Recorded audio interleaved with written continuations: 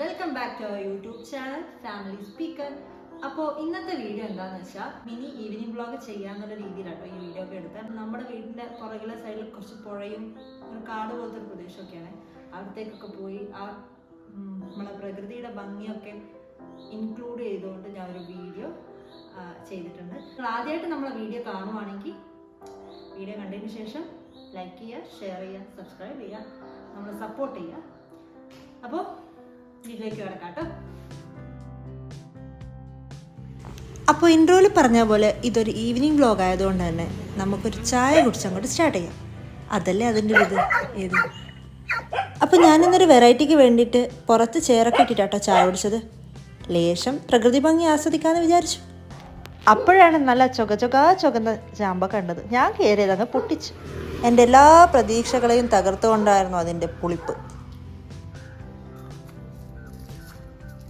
എൻ്റെ വീട്ടിലെ വള്ളികളായതുകൊണ്ട് പറയല്ല കേട്ടോ, ഒരു അനുസരണമില്ലാത്ത വള്ളികളാണ്. എല്ലാം പുറത്തേക്ക് ചാടി വന്നേക്കുമായിരുന്നു. അപ്പോൾ പിന്നെ അതൊക്കെ അങ്ങ് സെറ്റാക്കി ഞാൻ പറഞ്ഞാൽ കേൾക്കുന്ന എനിക്കുറപ്പുള്ള 2 സ്വത്ത് മണികളെടുക്കാൻ ഞാൻ അങ്ങോട്ട് പോയിട്ടോ. ഫുഡ് കഴിക്കുക, ഉറങ്ങുക, കൂട്ടിന് പുറത്ത് ചാടുക, ഇതൊക്കെയാണ് ഇവൻ്റെ മെയിൻ ഹോബികൾ.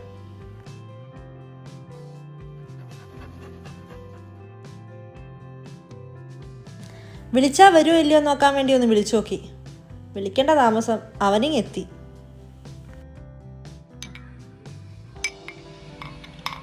കഴിഞ്ഞൊരു ഡേ ഇൻ മൈ ലൈഫിൽ ഞാൻ പറഞ്ഞിട്ടുണ്ട്, എനിക്കും എൻ്റെ അനിയത്തിക്ക് ഇവിടെ ഇരിക്കാൻ ഭയങ്കര ഇഷ്ടമാണ്.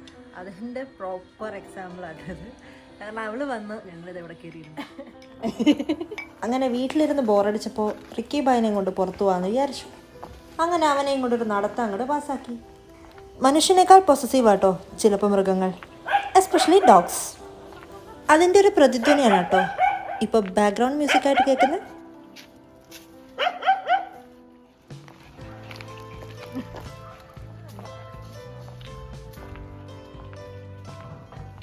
അങ്ങനെ നമ്മൾ സ്ഥിരം വഴിയിലൂടെ അവനെയും കൊണ്ട് പെരിയ കാട് താണ്ടി കടൽ താണ്ടി ദൂരമാ പോരാ. മരങ്ങൾക്കിടയിലൂടെ സൂര്യൻ തേരുന്ന ആ വെയിൽ അതെനിക്ക് മിസ് ചെയ്യാൻ തോന്നിയില്ല. അതുകൊണ്ട് തന്നെ ഞാൻ വീഡിയോ ആയി എടുത്ത് ഇതിലേക്ക് ആഡ് ചെയ്തു. നടന്ന് പുഴയരികിലെത്തി. നമ്മളെപ്പോലെ തന്നെ വൈബ് പിടിക്കാൻ വേണ്ടി വരുന്ന കുറേ ആൾക്കാർ അവിടെ ഉണ്ടായിരുന്നു.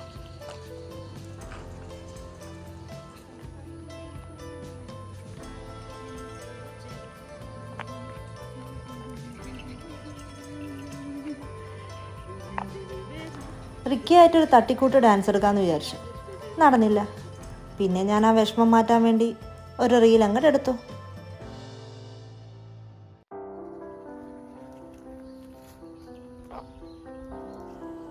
നല്ല ഭംഗിയുണ്ട് കേട്ടോ ഈ ഒരു ചെടി ഇങ്ങനെ പടർന്ന് കിടക്കുന്ന കാണാൻ.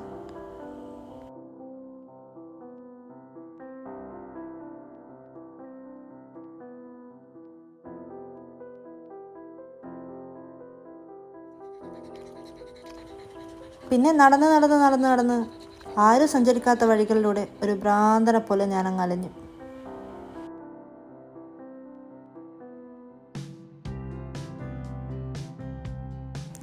നമ്മളോടൊരു ലാൻഡ്സ്കേപ്പ് വരക്കാൻ പറഞ്ഞാൽ എങ്ങനെ ഉണ്ടാവുക? ദാ അതുപോലത്തെ ഒരു സ്ഥലം.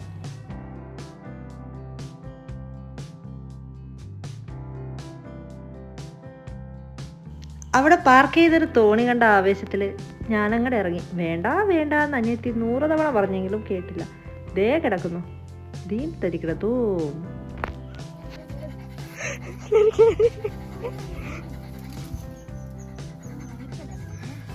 കേറി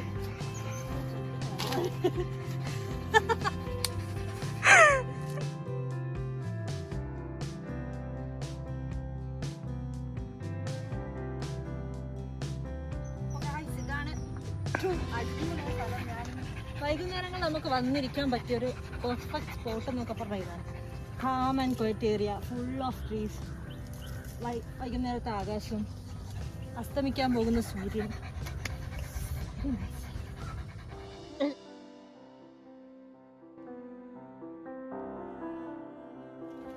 എന്തായാലും നനഞ്ഞില്ലേ, ഇനി കുളിച്ചു കയറാന്നുള്ള ഭാവത്തോടെ ഞാൻ ആ തോണിയിലേക്ക് കയറി. കുറച്ച് കഷ്ടപ്പെട്ടെങ്കിലും കയറി കേട്ടോ.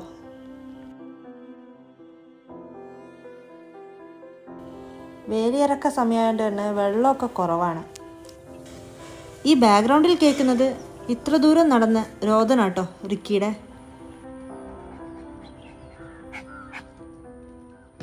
നല്ലത് നല്ലത് അത് വാരി കഷ്ണമാണ്.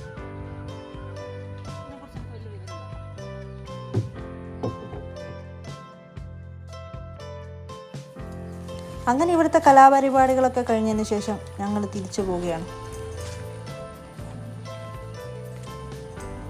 പിന്നെ ഇതെന്താണെന്നൊന്നും അറിയത്തില്ല. ഞാനവിടെ കയറിയിരുന്ന കുറച്ച് വീഡിയോസ് ഫോട്ടോസൊക്കെ എടുത്തു.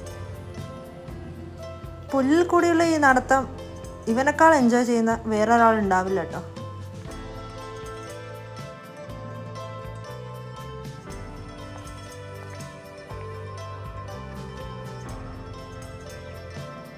ദേ ആ കാണുന്ന മാളികപ്പുറങ്ങളാണ് എൻ്റെ അമ്മയും എൻ്റെ വല്യമ്മയും. അവർ വൈകുന്നേരത്തെ അമ്പല ദർശനത്തിന് പോകുക കേട്ടോ. പിന്നെ ഞങ്ങൾ ബൈ ബൈ പറഞ്ഞു വിട്ടു. അപ്പം എൻ്റെ ഈ ചെറിയ വീഡിയോ ഇഷ്ടപ്പെടുവാണെങ്കിൽ ഞാൻ ഇൻട്രോയിൽ പറഞ്ഞ പോലെ സപ്പോർട്ട് ചെയ്യുക.